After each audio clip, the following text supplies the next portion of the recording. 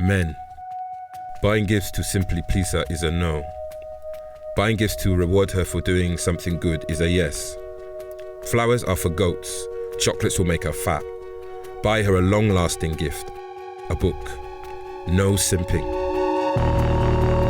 Every Saturday morning, countless men across Kenya are glued to their phones. It's a weekly ritual for them. They log in for the tweets from Eric Amunga, known by his alias, Americs. Truthfully, 80% of modern men are in sad marriages.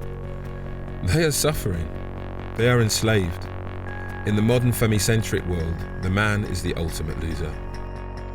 Using the hashtag Masculinity Saturday, Eric Amunga, who uses a picture of American black civil rights leader Martin Luther King on X, posts to more than 2 million followers. The self-styled masculinity coach is consistently one of Kenya's top trending voices every weekend. A nice guy is a slave.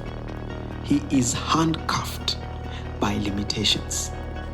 A woman will threaten a nice guy that if he doesn't do A, B, C, D, she will leave him and the nice guy will be scared. He holds spaces on X to just spread, I have to say, misogyny.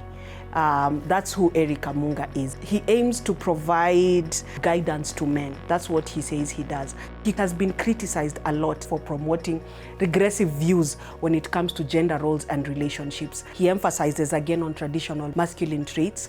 So how a man dresses, what a man does, what a man eats, how a man treats a woman, how a man speaks to a woman. It is packaged in a way that it sounds as if this is male empowerment. A lot of these men actually are looking to hear what they've always known about masculinity because they live in a patriarchal culture, in a patriarchal society. And it also answers to the fact that because they feel they've been disempowered and women look like they're advancing beyond them, they find this mob psychology to go along with the messages that Americs expresses. Eric Amunga, Americs, isn't the only voice in Kenya's so-called manosphere. There are numerous online influencers pushing out content for men, advising them on how to deal with professional pressures, health issues, their appearance, and especially with the women in their lives. My wife hates when I watch you, yes, because your wife doesn't want you to stop being puny. That's why every time you watch this show and you go back to her with some energy, she's going to be like, I have to get that energy out of him. Former radio host Andrew Kibe built a following of more than 420,000 YouTube subscribers before being banned in 2023 for violating hate speech policies. Despite the ban, Kibe continues posting on platforms like Instagram and TikTok. He also has his own website, www.mrlambistic.com, where followers can pay to listen to his live stream talks, join him on motorcycle rallies, and buy merchandise. Women like adventure, they like strength. They lie and they cheat. And they need a man to take them out of that hell. The manosphere has really grown over the last couple of years because there are so many problems that young Kenyan men are facing and they feel like there is barely any safe space to go and talk about these issues that they're having. The manosphere spaces particularly thrive on Twitter, which is now X, where there are these short-form messagings that many people can participate in real time. In Kenya in particular, one could trace some of the earliest manifestations of the manosphere to 2006, to the evolution of what was called Development for Men organization, an organization that set itself up to champion men's rights under the guise of arguing that it was interested in looking at questions of violence against men. But on deeper interrogation of the work, you can see the combination of a dialogue around men's rights that is set in opposition to women's rights and men's problems in society as the fundamental basis of the manosphere. The manosphere is not a Kenyan phenomenon. The flag bearer of online misogyny in the Anglosphere was Andrew Tate. In August 2022, he was shut down across social media as complaints about hate speech soared and charges of rape, human trafficking, and the sexual exploitation of women started racking up. Tate's huge following online gave rise to a new genre of content.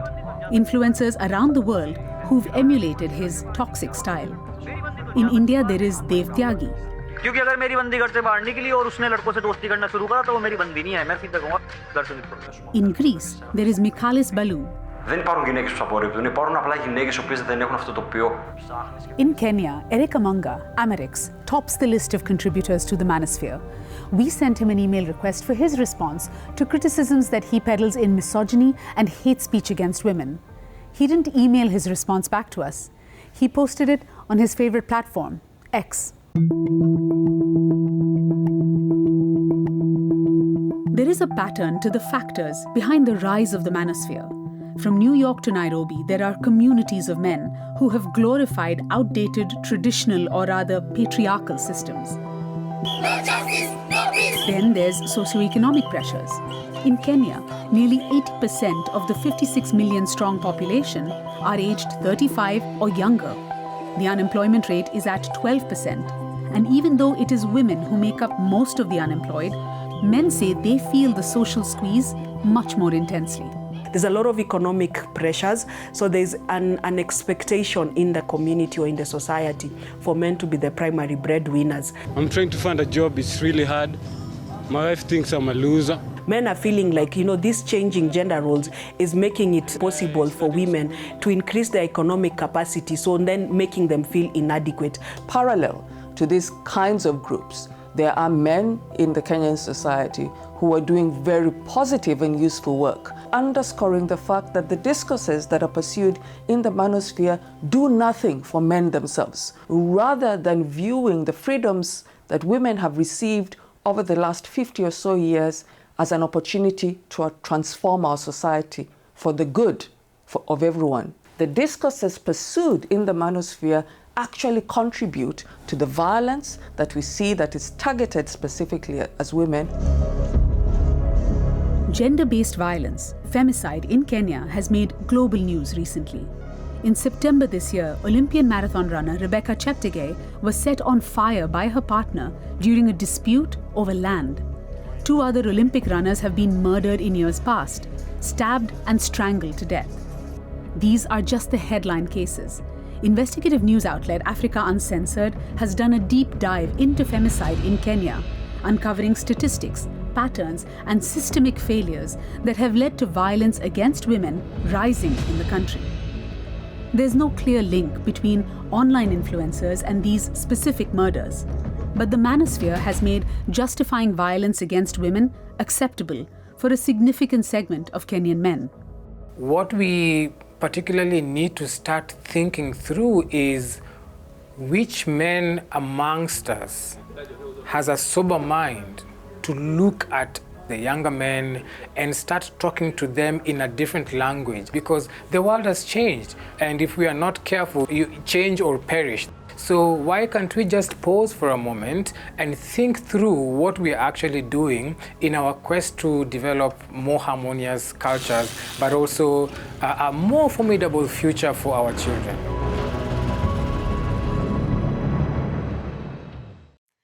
Thank you for watching. Hit that like button and leave us a comment to let us know what you thought about anything we covered this week. And don't forget to follow us on social media. The links are in the description, and you can also subscribe to our newsletter for updates from the show.